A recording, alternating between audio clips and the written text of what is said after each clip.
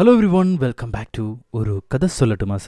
My dear ladies and gentleman, Game of Thrones കഴിയുന്നതിന് മുൻപ് തന്നെ 1000 സബ്സ്ക്രൈബർ ആക്കണം എന്നതായിരുന്നു എൻ്റെ ആഗ്രഹം. പക്ഷേ ഇപ്പോൾ സീസൺ കഴിയാനായി, ഇനിയും 200 പേര് പോലും ആയിട്ടില്ല. കഞ്ഞികുടി മുട്ടുന്നതിന് മുൻപ് നിങ്ങളുടെ കൂട്ടുകാർക്കൊക്കെ ഷെയർ ചെയ്ത് 1000 സബ്സ്ക്രൈബർ ആക്കിത്തരാൻ എല്ലാവരും പ്രോത്സാഹിക്കുമല്ലോ എന്ന് നിങ്ങളുടെ സ്വന്തം കഥ സൊല്ലട്ട് മാനു, കെയർ ഓഫ് പാലക്കാട് കുഗ്രാമം. ജോക്സ് അപ്പാർട്ട്, നമുക്ക് ഇന്നത്തെ എപ്പിസോഡിലേക്ക് കിടക്കാം.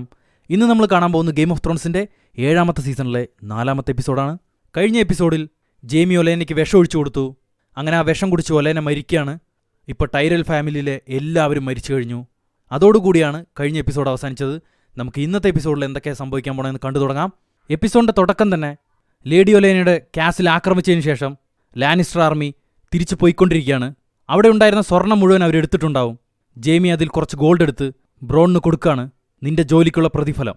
അതിന് ബ്രോൺ, നിനക്ക് ഇത്രയും പണം കിട്ടി, എനിക്ക് പറഞ്ഞതുപോലെ തന്നെ ഒരു കാസിൽ കൂടി നീ തരണം. ഈ ടൈറൽ കാസിൽ ഞാൻ എടുത്തോട്ടെ എന്നവൻ ചോദിക്കും. അതിന് ജെയ്മി, നീ ഇവിടെ താമസിച്ചാൽ ഡെനേരീസ് നിന്നെ എപ്പോൾ വേണമെങ്കിലും ആക്രമിക്കും. യുദ്ധം ജയിച്ചാൽ നിനക്ക് ഇഷ്ടമുള്ള കാസിൽ നിനക്ക് തിരഞ്ഞെടുക്കാം. ഈ പണം എനിക്കുള്ളതല്ല, അയൺ ബാങ്കിന് കൊടുക്കാനുള്ളതാണ്. അപ്പോൾ റാൻഡിൽ ടാർലിയും അയാളുടെ മകനും അങ്ങോട്ട് വരികയാണ്. കൃഷിക്കാരുടെ കയ്യിൽ നിന്നും ധാന്യങ്ങൾ അവർക്ക് കൊണ്ടുപോകണം. അപ്പോൾ ജെയ്മി ബ്രോണിനെ അവരോടൊപ്പം പറഞ്ഞു വിടുകയാണ്, കൃഷിക്കാരെ പേടിപ്പിച്ച് ധാന്യങ്ങൾ കൈപ്പറ്റാൻ വേണ്ടി. അവിടെ നിന്ന് കട്ട് ചെയ്ത് കിങ്സ് ലാൻഡിംഗ്. കഴിഞ്ഞ എപ്പിസോഡിൽ സേഴ്സി പറഞ്ഞില്ലേ, ഈ മാനേജർ തിരിച്ചു പോകുന്നതിന് മുമ്പ് പണം മുഴുവൻ പലിശ സഹിതം തിരിച്ചു കൊടുക്കുമെന്ന്. ഇപ്പം മനസ്സിലായോ അത് ഏത് പണമാണെന്ന്? അയൺ ബാങ്ക് മാനേജർ പറയും, ഞങ്ങൾക്ക് ആരും ഇത്രയും പണം ഒറ്റത്തവണയായിട്ട് തിരിച്ചു നൽകിയിട്ടില്ല. ആ പണം അയൺ ബാങ്കിന് ലഭിച്ച ഉടൻ അയൺ ബാങ്ക് നിങ്ങളോട് കടപ്പെട്ടിരിക്കുകയാണ്. നിങ്ങൾക്ക് വേണ്ട എന്ത് സഹായവും ഞങ്ങളുടെ ഭാഗത്തുനിന്ന് ഉണ്ടാവും. അവിടെ നിന്ന് കട്ട് ചെയ്ത് പീറ്റർ ബേലിഷ് ബ്രാനിന് ഒരു കത്തി സമ്മാനമായിട്ട് കൊടുക്കുകയാണ്. ബ്രാനിനെ കൊല്ലാൻ ഉപയോഗിച്ച അതേ കത്തിയാണത്. നിന്റെ അമ്മയെ സഹായിക്കാൻ എനിക്ക് കഴിഞ്ഞില്ല, പക്ഷേ നിനക്ക് എന്ത് സഹായവും എന്നോട് ചോദിക്കാം. ഈ കത്തി ആരുടേതാണെന്ന് നിങ്ങൾക്കറിയുമോ എന്ന് ബ്രാൻ ചോദിക്കും. അത് അവൻ്റെ തന്നെയാണ്. എന്നിട്ടും അവൻ അറിയില്ല എന്ന് പറയും. ഇവരും ലാനിസ്റ്റേഴ്സും തമ്മിൽ യുദ്ധം നടക്കാനുള്ള ആദ്യ കാരണവും അതാണ്. അപ്പം മീറ അങ്ങോട്ട് വരികയാണ്, ഞാൻ ഇവിടുന്ന് പോവുകയാണ്. യുദ്ധം വരുമ്പോൾ എനിക്കെൻ്റെ കുടുംബത്തോടൊപ്പം നിൽക്കണം. അതിന് ബ്രാൻ നന്ദി പറയും. നന്ദി എൻ്റെ ജീവൻ രക്ഷിച്ചതിന്. നിനക്കതുമാത്രമേ പറയാനുള്ളൂ. എൻ്റെ അനിയൻ നിനക്ക് വേണ്ടി മരിച്ചു. ഹോഡറും സമ്മറും നിനക്ക് വേണ്ടി മരിച്ചു. ഞാനും നിനക്ക് വേണ്ടി ജീവൻ പണയം വെച്ചു. ബ്രാൻ. അതിന് ബ്രാൻ, ഞാനിനി ബ്രാനല്ല. ഇനി ഒരിക്കലും എനിക്ക് ബ്രാനാവാൻ കഴിയില്ല. അപ്പം മീറ പറയും, നീ ആ ഗുഹയിൽ വെച്ച് തന്നെ മരിച്ചു കഴിഞ്ഞു എന്ന് പറഞ്ഞ് മീറ അവിടെ നിന്ന് ഇറങ്ങിപ്പോവാണ്. അവിടെ നിന്ന് കട്ട് ചെയ്ത് നമ്മളുടെ ആര്യക്കുട്ടി അവസാനം വിന്റർഫെല്ലിലേക്ക് എത്തിച്ചേർന്നിരിക്കുകയാണ്. ഒരു സെൻറ്റി ബാക്ക്ഗ്രൗണ്ട് മ്യൂസിക് ഓടുന്നുണ്ട്. അവൾ നേരെ ഗേറ്റിൻ്റെ അടുത്തേക്ക് വരും. ഗാർഡ്സ് അവളെ തടയുകയാണ്. നീ എവിടേക്കാണ് വന്നത്? അതിന് ആര്യ, ഇതെൻ്റെ വീടാണ്. ഞാൻ ആര്യ സ്റ്റാർക്ക്. ഞാൻ ഇവിടെയാണ് വളർന്നത്. അതിന് അവന്മാർ ചിരിക്കും. ആര്യ മരിച്ചു കഴിഞ്ഞു. സർ റോഡ്രിഗിനെയോ മേസ്റ്റർ റൂബിനെയോ വിളിക്കൂ, അവർക്ക് എന്നെ അറിയാം. അവരാരും ഇവിടെ ഇല്ല. എങ്കിൽ ജോണിനോട് പറയൂ, ജോണും ഇവിടെ ഇല്ല. തണുപ്പാണ്, ഇവിടുന്ന് ഓടിപ്പോയിക്കോ. അതിന് ആര്യ, ജോൺ അല്ലെങ്കിൽ പിന്നെ ആരാണ് ഇവിടെ ഉള്ളത്? Lady Stark of Winterfell. അപ്പം ആര്യ പറയും, സാൻസയോട് ചെന്ന് പറയ്, അവളുടെ അനിയത്തി ഇവിടെ വന്നിട്ടുണ്ടെന്ന്. സാൻസ തിരക്കിലാണ്. ഞാൻ അവസാനമായി പറയുന്നു, പൊക്ക ഇവിടുന്ന്. അവൻ ആര്യ ഇടിക്കാൻ നോക്കും, പക്ഷെ അത് ആര്യ സ്റ്റാർക്കാണടാ, ആര്യ സ്റ്റാർക്ക്. അവൾ പറയും, ഒരു വഴിയല്ലെങ്കിൽ മറ്റൊരു വഴിയിലൂടെ ഞാൻ അകത്ത് കടക്കും. എന്നെ നിങ്ങൾ തടഞ്ഞ വിവരം സാൻസ് അറിഞ്ഞെങ്കിൽ പിന്നെ നിങ്ങളുടെ അവസ്ഥ എന്തായിരിക്കും? അപ്പോൾ അവന്മാർക്ക് സംശയം തോന്നും. അവർ ആര്യനെ അകത്ത് കൊണ്ടുപോയി ഒരു സ്ഥലത്ത് ഇരിക്കാൻ പറയുകയാണ്. എന്നിട്ട് അവർ തമ്മിൽ സംസാരിച്ചുകൊണ്ടിരിക്കുകയാണ്. അപ്പോൾ ആര്യ ചുറ്റും നോക്കും. അവൾ ജനിച്ചു വളർന്ന അവളുടെ സ്വന്തം വീട്. ശരിക്കും നമ്മളും ഒരുപാട് ഇമോഷണൽ ആവും ഈ സീൻ കാണുമ്പോൾ. ഇവന്മാരെ നീ പോയിക്കോ, നീ പോയി പറയ്, ഞാൻ പറയില്ല എന്ന് പറഞ്ഞ് തിരിഞ്ഞു നോക്കുമ്പോഴേക്കും ആര്യനെ അവിടെ കാണാനുണ്ടാവില്ല. സോ ഇവന്മാർ സാൻസിയോട് പറയാണ്, സർ റോഡ്രിഗിനെക്കുറിച്ചും മേസ്റ്റർ ലൂബിനെക്കുറിച്ചും ഒരു പെൺകുട്ടി ചോദിച്ചു വന്നു, ഞങ്ങളവളെ കണ്ടുപിടിച്ച് കൊണ്ടുവരാം. അപ്പോൾ സാൻസയ്ക്ക് അത് ആര്യാണെന്ന് മനസ്സിലാവും. അവൾ പറയും, നിങ്ങൾ കണ്ടുപിടിക്കണ്ട, എനിക്കറിയാം അവൾ എവിടെയുണ്ടെന്ന്. അപ്പോൾ ബേസ്മെൻറ്റിൽ ആര്യ അവളുടെ അച്ഛൻ്റെ രൂപത്തിന് മുന്നിൽ നിൽക്കുകയാണ്. സാൻസ് അങ്ങോട്ട് വരും. അപ്പോൾ ആര്യ ചോദിക്കും, ഞാനിപ്പോൾ നിന്നെ ലേഡി ഓഫ് വിന്റർഫെൽ എന്ന് വിളിക്കണോ? അതേന്ന് സാൻസ് പറയും. എന്നിട്ട് ഓടി വന്ന ആര്യനെ കെട്ടിപ്പിടിക്കുകയാണ്. നീ ഗാർഡ്സിൻ്റെ കയ്യിൽ നിന്നും ഓടണ്ടായിരുന്നു. ഞാൻ ഓടിയതല്ല. You need better guards. Jon നിന്നെ കണ്ടാൽ ഒരുപാട് സന്തോഷിക്കും. എന്നെ കണ്ട് അവൻ സന്തോഷിച്ച പോലെ. അവൻ്റെ ഹൃദയം തന്നെ ചിലപ്പോൾ നിന്നുപോവും. അപ്പോൾ ആര്യ ചോദിക്കും, എല്ലാവരും പറയുന്നു നീയാണ് ജോഫ്രീനെ കൊന്നതെന്ന്. അതിന് സാൻസ, ഞാൻ ആഗ്രഹിച്ചിരുന്നു, പക്ഷെ ഞാനല്ല. അതിന് ആര്യ, എൻ്റെ ലിസ്റ്റിൽ അവൻ 1ാമത്തെ സ്ഥാനമാണ്. നിന്റെ ലിസ്റ്റോ? ഞാൻ കൊല്ലാൻ പോകുന്ന ആൾക്കാരുടെ ലിസ്റ്റ്. അപ്പം സാൻസ ചിരിക്കുകയാണ്. കൂടെ ആര്യയും ചിരിക്കും. സാൻസ പറയും, ബ്രാനും നമ്മുടെ വീട്ടിലുണ്ട്. അങ്ങനെ അവർ ബ്രാനിനെ കാണാൻ വരികയാണ്. ബ്രാൻ ഇപ്പോൾ മുഴുവനായും 3-eyed റേവണായി മാറിക്കഴിഞ്ഞു. നീ വീട്ടിലേക്ക് വന്നു. ആര്യ അവനെ കെട്ടിപ്പിടിക്കും. ഞാൻ നിന്നെ ക്രോസ് റോഡിൽ വെച്ച് കണ്ടു. നീ എന്നെ കണ്ടോ? അപ്പോൾ സാൻസ പറയും, ബ്രാനിന് വിഷൻസ് ഉണ്ട്, അവന് കാണാൻ കഴിയും. നീ കിങ്സ് ലാൻഡിങ്ങിലേക്ക് പോകുകയായിരുന്നില്ലേ? അതേന്ന് ആര്യ പറയും. അതിന് സാൻസ, എന്തിനാണ് നീ അങ്ങോട്ട് പോയത്? അപ്പോൾ ബ്രാൻ പറയും, സെഴ്സിയും ആര്യയുടെ ലിസ്റ്റിലുണ്ട്. അപ്പോഴാണ് സാൻസയ്ക്ക് ആര്യ പറഞ്ഞ് സത്യമാണ് എന്ന് മനസ്സിലാവണത്. ഇനി നിന്റെ ലിസ്റ്റിൽ ആരൊക്കെയുണ്ടെന്ന് അവൾ ചോദിക്കും. അതിന് ആര്യ, എൻ്റെ ലിസ്റ്റിലെ പലരും ഓൾറെഡി മരിച്ചു കഴിഞ്ഞു. അപ്പോൾ ബ്രാൻ പീറ്റർ കൊടുത്ത ആ കത്തി പുറത്തേക്ക് എടുക്കുകയാണ്. ഇതാരാണ് നിനക്ക് തന്നത്? Little finger.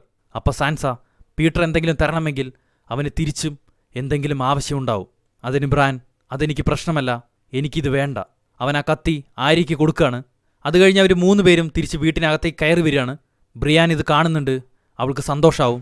പോഡ്രിക്ക് പറയും, അവരുടെ അമ്മയ്ക്ക് ചെയ്ത സത്യം നിങ്ങൾ പാലിച്ചിരിക്കുന്നു. Thank you പോഡ്രിക്ക്.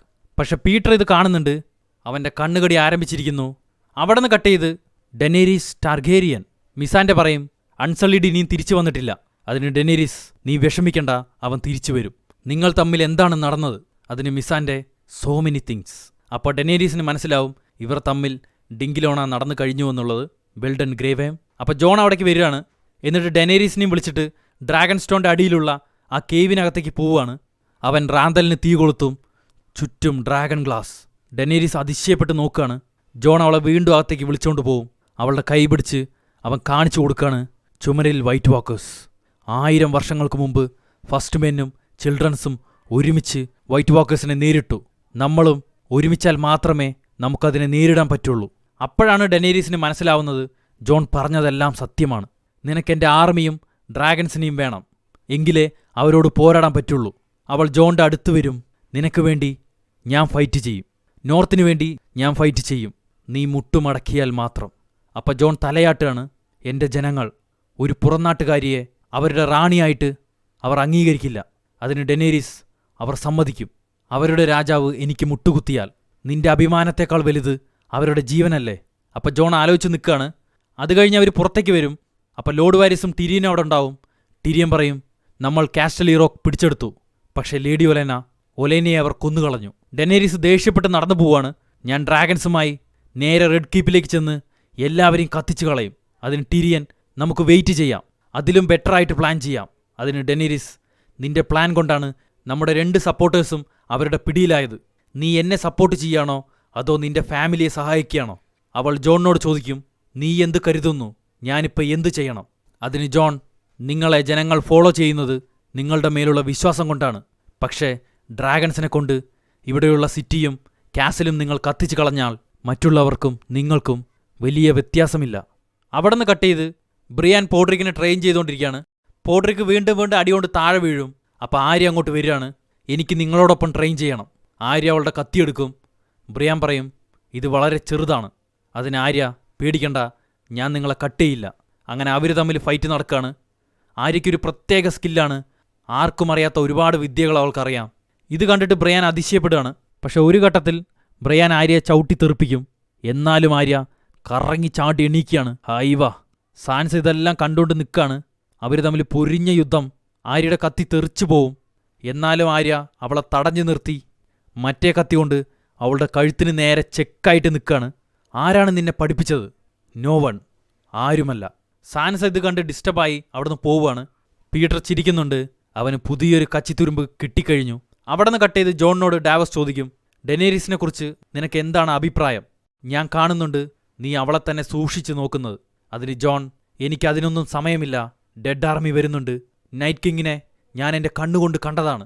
അവിടെ മിസാൻഡെ ഉണ്ടാവും. ഡാവോസ് മിസാൻഡയോട് ചോദിക്കുകയാണ്, എന്തുകൊണ്ടാണ് നീ ഡെനേരീസിന് സെർവ് ചെയ്യുന്നത്? അതിന് മിസാൻഡെ, ഞാൻ എൻ്റെ റാണിയിൽ വിശ്വസിക്കുന്നുണ്ട്, അതുകൊണ്ടാണ്. അപ്പോൾ ജോൺ, നാളെ തന്നെ നിനക്ക് വീട്ടിലേക്ക് പോകണം എന്നാണെങ്കിൽ ഡെനേരീസ് എന്തു പറയും? എൻ്റെ റാണി പണവും തന്ന് സന്തോഷമായിട്ട് എന്നെ പോവാൻ അനുവദിക്കും. ഞങ്ങളെല്ലാവരും റാണിയിൽ വിശ്വസിക്കുന്നുണ്ട്. അതൊരു രാജാവിൻ്റെ മകളായതുകൊണ്ടല്ല, ഞങ്ങളാണ് അവളെ തിരഞ്ഞെടുത്തത്. സോ ജോണിന് മനസ്സിലാവും ഡെനേരീസ് നല്ലവളാണെന്നുള്ള കാര്യം. ആ സമയം ഗ്രേജോയിൻ്റെ കപ്പൽ അങ്ങോട്ട് വരികയാണ്. തിയോണിന് അറിയില്ല ജോൺ ഇവിടെ ഉള്ള കാര്യം. തിയോൺ ജോണിനെ കണ്ട് ഞെട്ടും. ജോൺ, എനിക്കറിയില്ല നീ ഇവിടെ ഉണ്ടെന്ന്. സാൻസ, അവൾക്ക് സുഖാണോ? ജോൺ അവൻ്റെ കുത്തിന് കയറി പിടിക്കും. സാൻസയെ നീ രക്ഷിച്ചു. ആ ഒരൊറ്റ കാരണം കൊണ്ടാണ് നിന്നെ ഞാൻ വെറുതെ വിടുന്നത്. അപ്പോൾ ഡാവോസ് തിയോണിനോട് ചോദിക്കുകയാണ്, നിന്റെ പെങ്ങൾ അവൾക്ക് എന്തു പറ്റി? തിയോൺ പറയും, എൻ്റെ അങ്കിൾ അവളെ പിടിച്ചുകൊണ്ടുപോയി. അവളെ രക്ഷിക്കണം എന്ന് റാണിയോട് ചോദിക്കാൻ വേണ്ടിയാണ് ഞാനിവിടെ വന്നത്. അതിന് ജോൺ പറയും, റാണി ഇവിടുന്ന് പോയിക്കഴിഞ്ഞു. എവിടെ?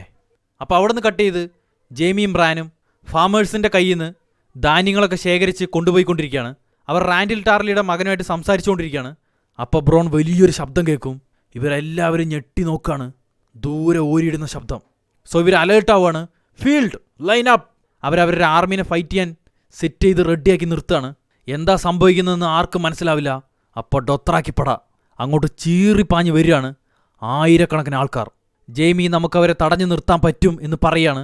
പക്ഷെ അപ്പോഴേക്കും ഡൊത്രാക്കിപ്പടയുടെ മുകളിൽ കൂടെ ഡ്രോഗോൺ അങ്ങനെ പറന്നു വരികയാണ്. രോമാഞ്ചം വരുന്ന സീന്. ഡ്രക്കാരിസ്. ഡ്രോഗോൺ ലാനിസ്റ്റേഴ്സിനെ തീതുപ്പി കരിച്ച് കളയാണ്. ഡൊത്രാക്കിൽ ഷീൽഡൊക്കെ തട്ടിമാറ്റി ചാടി വീണ് ഫൈറ്റ് ചെയ്യാണ്. ഒരുത്തനെ അവർ വെറുതെ വിടില്ല. ഡെനേരീസ് അവർ കളക്ട് ചെയ്ത ഫുഡും ഗോൾഡും എല്ലാം കത്തിച്ച് കളയും. ജെയ്മി അമ്പ് ചെയ്യാൻ പറയാണ്. പക്ഷെ ആ കുഞ്ഞമ്പൊന്നും ഡ്രോഗോണിന് ചെറുതായിട്ട് പോലും ഏൽക്കില്ല. അവൾ വീണ്ടും ബാരലൊക്കെ കത്തിക്കുകയാണ്. ജെയ്മി ബ്രോണിനോട് കൈബനുണ്ടാക്കി അമ്പ് ചെയ്യാൻ പറയാണ്.